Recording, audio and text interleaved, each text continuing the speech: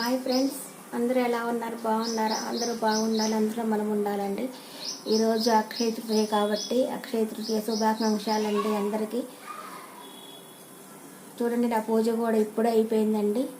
ఈరోజు అక్షయ తృతీయ సందర్భంగా అండి లక్ష్మీదేవి అమ్మవారు సముద్రరాజు తనయ్య అండి.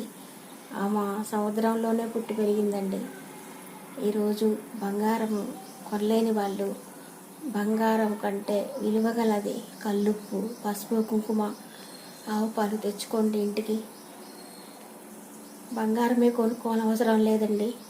అమ్మవారు ఉప్పులో పుట్టింది కాబట్టి ఉప్పు కొనుక్కు తెచ్చుకున్నా మనం బంగారం కొనుక్కోనంత విలువే అండి. పసుపు, కుంకుమ, ఆవు పాలు అమ్మవారికి ఇష్టమైనయండి.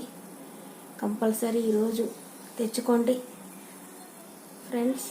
చూడండి, ఈరోజు అక్షయ తృతీయ శుభాకాంక్షలు.